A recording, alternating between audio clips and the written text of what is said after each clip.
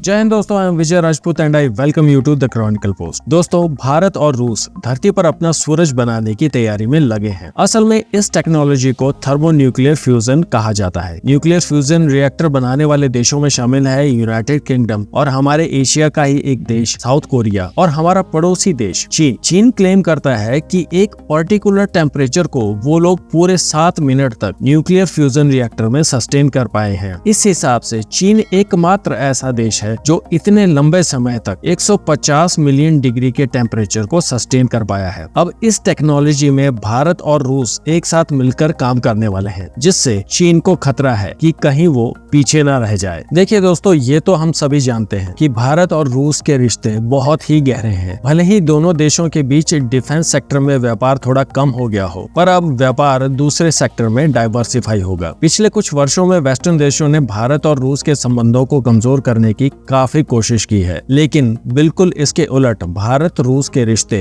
मजबूत होते जा रहे हैं। दोनों देशों का व्यापार तेजी से आगे बढ़ रहा है, फिर चाहे क्रूड ऑयल हो या फिर अब न्यूक्लियर टेक्नोलॉजी का रूस का भारत को ऑफर। इतनी एडवांस टेक्नोलॉजी पर रूस भारत के साथ काम करना चाहता है। इससे साफ पता चलता है कि रूस भारत पर कितना भरोसा करता है। तो चलिए दोस्तों, ये जान लेते हैं कि थर्मोन्यूक्लियर रिएक्टर टेक्नोलॉजी है क्या। देखिए, मोटे तौर पर कहा जाए तो ये हमारे लिए अनलिमिटेड एनर्जी का सोर्स बन सकता है। ये एक प्रकार का fusion based nuclear power plant होगा। अगर भारत और रूस साथ मिलकर इस प्रोजेक्ट को आगे बढ़ाते हैं तो दोस्तों, मैं आपको बता दूं, हम अपने लिए अनलिमिटेड एनर्जी बना सकते हैं, वो भी बिना किसी कार्बन एमिशन के। मतलब फ्यूजन रिएक्टर से बनने वाली एनर्जी बिल्कुल क्लीन एनर्जी होगी। दोस्तों, इस प्रोजेक्ट के कॉन्सेप्ट को समझने के लिए आपको मेरे साथ अपने स्कूल के दिनों में चलना होगा। न्यूक्लियर एनर्जी 2 टाइप से जनरेट की जाती है, जिसमें टर्म यूज होती है न्यूक्लियर फिजन और न्यूक्लियर फ्यूजन। दोस्तों, अभी दुनिया में जितने भी न्यूक्लियर प्लांट्स हैं, उनमें जो एनर्जी प्रोड्यूस की जाती है उसमें न्यूक्लियर फिजन प्रोसेस यूज होता है। इस प्रोसेस में एक एटम 2 छोटे एटम में टूटता है, जिससे न्यूक्लियर एनर्जी प्रोड्यूस होती है। जबकि न्यूक्लियर फ्यूजन में ठीक इसके उलट होता है। यहाँ 2 छोटे एटम मिलकर एक बड़ा एटम बनाते हैं, जिसकी वजह से एनर्जी रिलीज होती है और इस तरह की एनर्जी को न्यूक्लियर फ्यूजन एनर्जी कहा जाता है। दोस्तों, न्यूक्लियर फ्यूजन ठीक वही प्रोसेस है जिससे सूरज अनलिमिटेड एनर्जी पैदा करता है। रूस ऑलरेडी न्यूक्लियर फ्यूजन प्रोजेक्ट पर काम कर रहा है, जिसका नाम है मल्टीपर्पज फास्ट न्यूट्रॉन रिएक्टर। रूस ने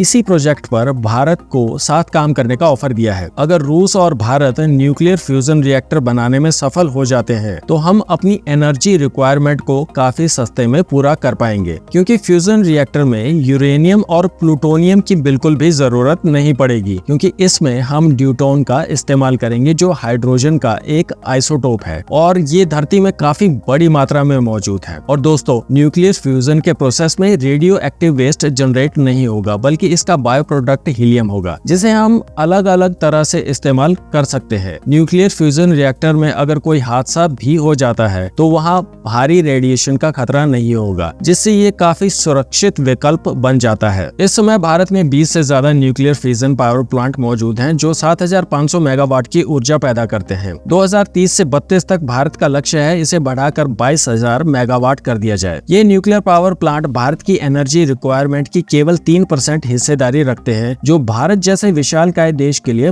बहुत कम है। अगर हम न्यूक्लियर टेक्नोलॉजी के पूरे पोटेंशियल को इस्तेमाल करना चाहते हैं तो ये हिस्सेदारी कम से कम 20 से 25% की होनी चाहिए। और अगर हमें फ्यूजन रिएक्टर बनाने में सफलता मिल जाती है और देश में इसका बड़े स्केल में प्रोडक्शन होता है, तो हम अपने देश की एनर्जी रिक्वायरमेंट का 50% हिस्सा न्यूक्लियर टेक्नोलॉजी से पूरा कर पाएंगे। 2030 से 32 तक भारत का न्यूक्लियर एनर्जी को लेके क्या प्लान है, इस बारे में मैंने एक डिटेल वीडियो बनाई है। अगर आप उस वीडियो को देखना चाहते हैं तो उस वीडियो का लिंक आपको डिस्क्रिप्शन में मिल जाएगा। दोस्तों, आपके हिसाब से रूस के इस ऑफर को क्या भारत को एक्सेप्ट करना चाहिए या फिर नहीं? अपने विचार हमें कमेंट्स में बताइए। ये वीडियो अच्छी लगी तो इसे लाइक और शेयर कीजिए और देश दुनिया से जुड़ी खबरों को जानने के लिए सब्सक्राइब कीजिए अपने चैनल द क्रॉनिकल पोस्ट को। जय हिंद।